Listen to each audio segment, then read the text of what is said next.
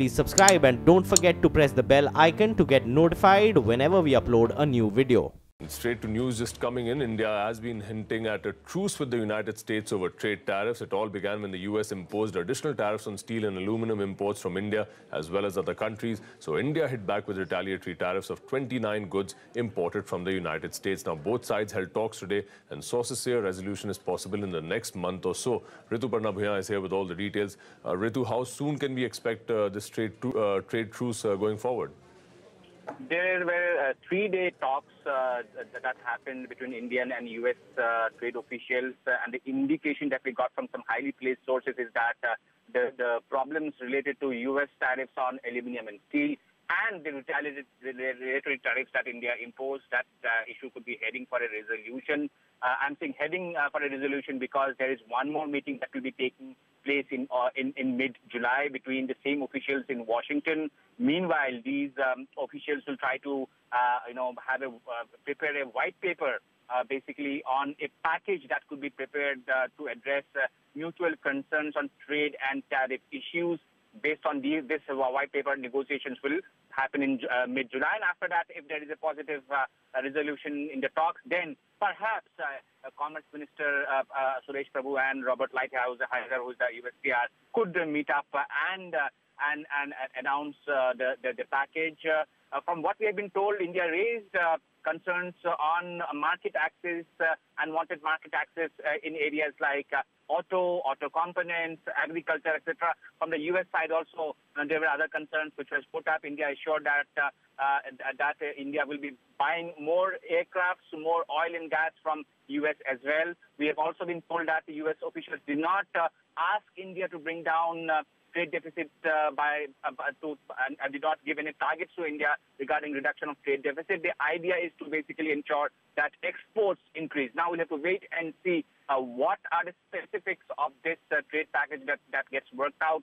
The fine print will be available only after mid-July. Then officials from India and US meet again in Washington to thrash out a possible package on trade issues between India and US. Right, Ritu, in fact, just hang in there. Prashant is also joining us now. Prashant? No, just a quick point. Thanks for that, Arib. Ritu, so essentially what you're picking up is that both sides have agreed to meet again to discuss details in terms of how to diffuse the situation, right? That's basically... Yeah. That is right. The meeting will happen in mid-July. But this three-day meeting which happened in Delhi itself has led to some forward movement towards resolution. That is the indication that we are getting. Of course, it will all then depend on what comes out of the July meeting, which will happen in mid-July.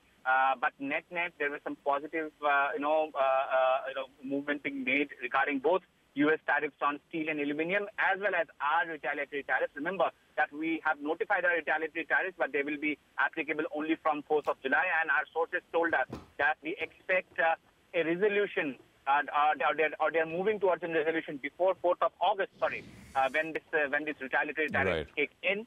So, and if that happens, then there perhaps could be a meeting between Suresh Prabhu and Robert Lighthizer to announce a package that takes care of concerns of both countries on specific tariff-related issues. Non-tariff issues like visa and all were discussed, but not in detail. Sure. Ritu, thank you very much for that. We've got some reactions now on this important subject. Jayant Dasgupta is former ambassador of India at the WTO. We've got Meera Shankar, former ambassador to the US. Sir, ma'am, thanks very much, both of you, for being with us here on the show. I trust you heard what our colleague Rituparna had to say. Mr. Dasgupta, first question to you. Do you consider this as a bit of a climb down from both sides, agreeing to meet again to thrash out specifically what to do to resolve these issues? I mean, and of course, before the retaliatory tariffs come into effect.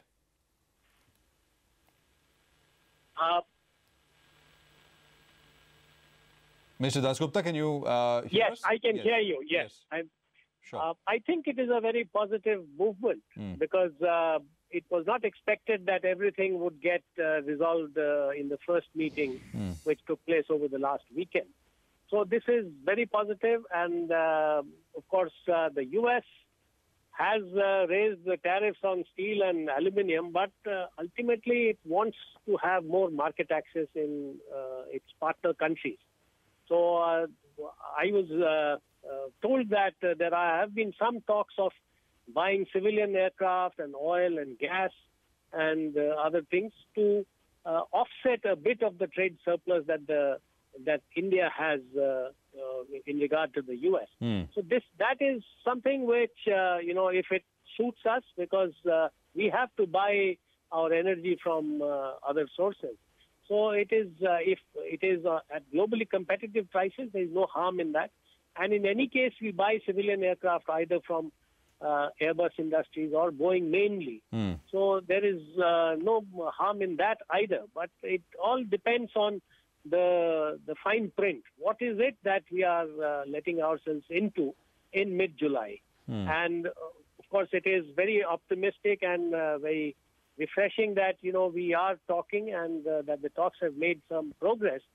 But till the final deal is sealed, we can't be complacent and we can't be sure that the U.S. will sign off and we will have a deal. Meera Shankar, ma'am, if you can also weigh in on this, this metal and steel tariffs which the U.S. imposed, I mean, it's not as if it imposed tariffs on these products across the board.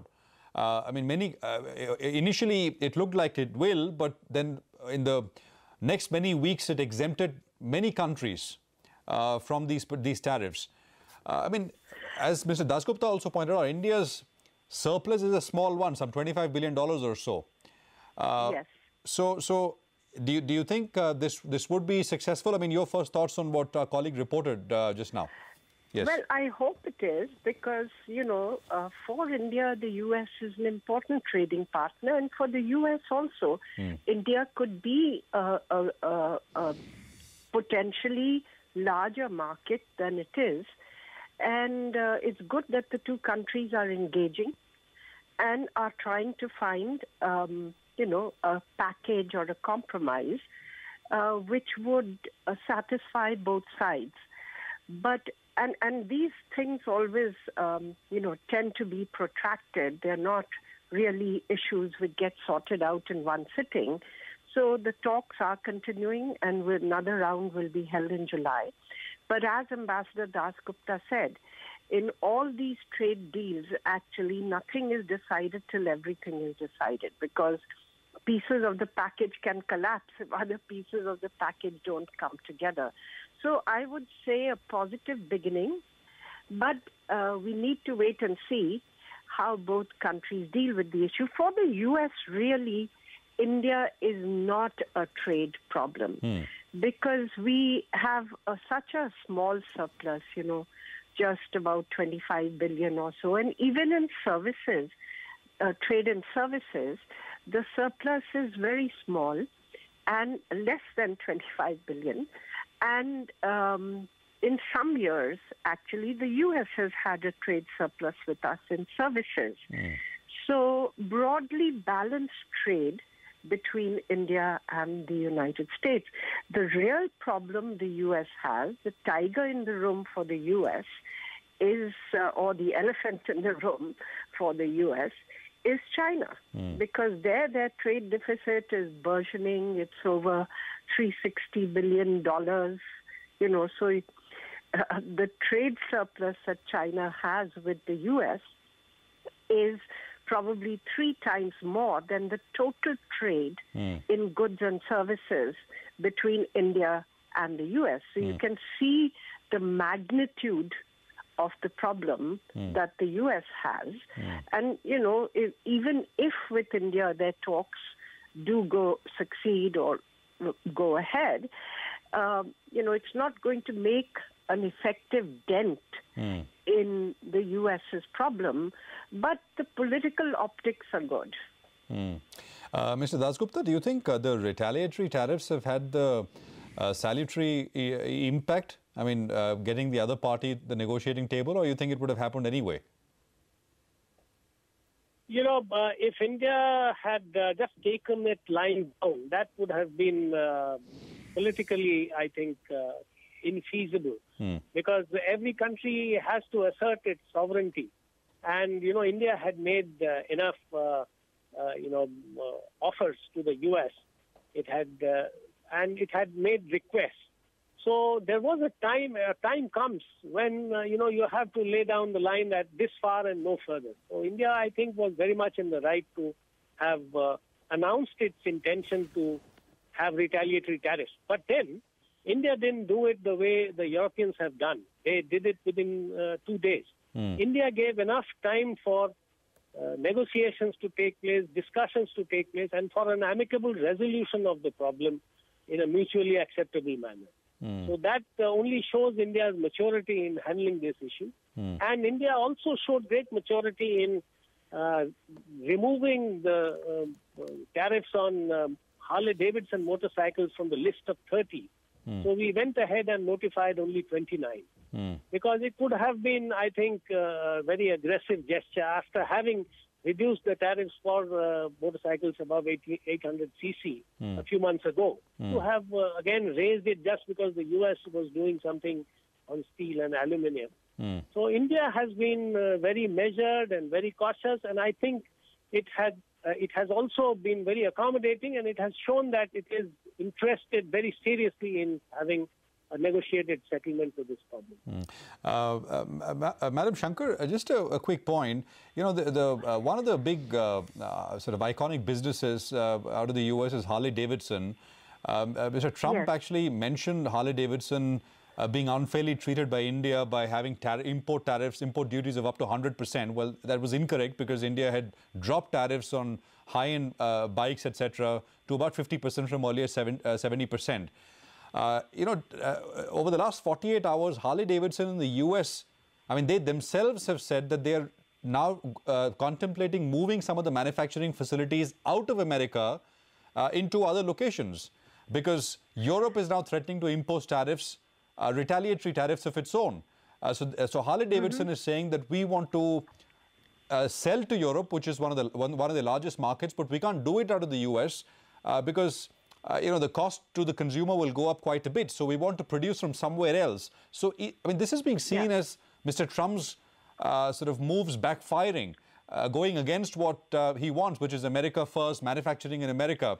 Do you think, I mean, as companies start, and this is only the first, I think, as we see more of this happening, as companies really start getting hurt and, acting like Harley-Davidson is doing now, the entire tone and tenor of protectionism, etc., is going to drop a little bit. I mean, your thoughts? Well, I would hope so, because what the actions that the U.S. has taken has really hit their allies the most of all. Ostensibly, this is, to address issues vis-a-vis China, but it really hit Europe, it hit Canada, it hit Mexico, and the exemptions which were originally offered to these countries were allowed to lapse. So they were not renewed. They were only temporary. And as the tariffs kicked in, all these countries announced their own tariffs because they were the main losers in the tariffs which were announced on steel and aluminium, being the biggest exporters to the U.S.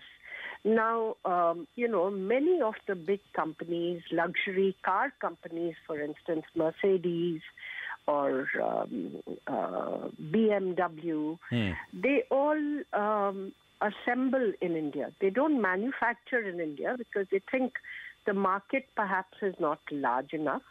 But to work their way around the tariffs and to get lower tariffs, they assemble the cars in India. Many of the lower-end models of cars have actually moved towards almost 80% indigenization within a year or so, or two, because they realize the more they indigenize, the more their profits. So there are ways to work around these issues practically, rather than triggering, trade wars on such issues. And I would hope that there is a rethink, but it looks at the moment as though all the major powers are really digging their heels in for what could be a somewhat protracted trade dispute. Ambassador Shankar, Ambassador Dasgupta, thank you very much, both of you, for joining in on this important topic. For now, it looks like there is another meeting in July, and the promise out there that the issue could be resolved amicably to the satisfaction of both parties, India and US, before August 4th, when the retaliatory tariffs are supposed to come into effect. Arib, it's back to you.